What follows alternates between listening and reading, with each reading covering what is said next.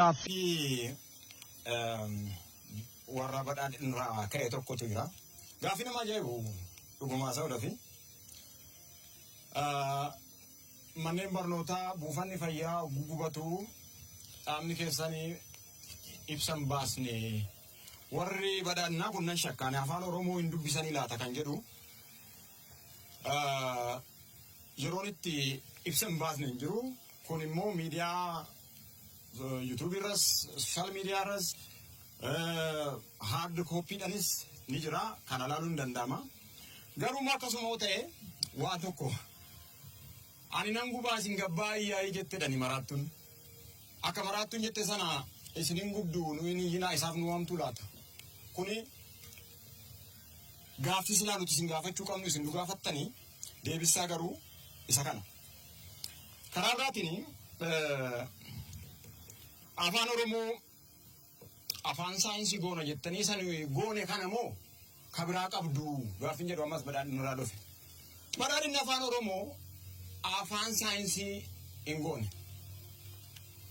Kun immoo xinnoo hubannoo dhabuurraa yookiin immoo eeriyaa sana irratti ispeeshaalitii dhabuurraa kan ka'e natti fakkaata. Afaan saayinsii jechuun maal akka ta'e waan hubattan natti fakkaatu. Sababni isaa afaan hojii paartii keessanii godhattanii malee inni iyyuu hin godhamada akkas ta'aadha malee ammayyuu hin taane.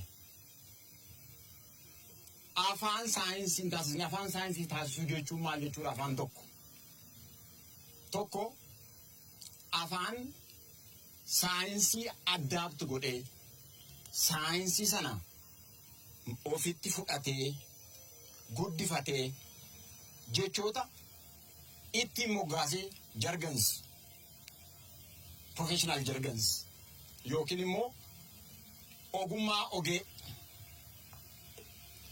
jechoonni sun yoo sanaan jiraate afaan sun immoo waan sana fayyadamee barnoota olaate hojii yootiin hojjetan yootiin tajaajile commercialize ta'e afaan saayinsii ta'ee jenna. Amma sabni keenya waan hubachuu qabu waan irra deebi'aa ta'u afaan Oromoo ittiin baratamaa jira malee afaan barnootatu hin taane. Mootummaanis garaa bal'aa miti asirratti waan san gochuudhaaf.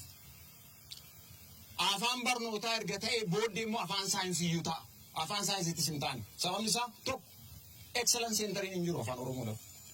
Afaan dhibbeentaa dhalataa dhibbeentaa 32.3 ittiin afaan hiikkatu afaan tokkoffaan afaan Oromooti. Garuu hin dhiibama. Afaan biyya kana keessatti afaan xabboo jedhaman keessaa indigenous original language afaan cross boundary ta'e afaan Oromoo qofa biyyoota 6 keessatti dubbatamaa asuma gaanfa Afrikaa kana keessatti. Garuu hin jibbama.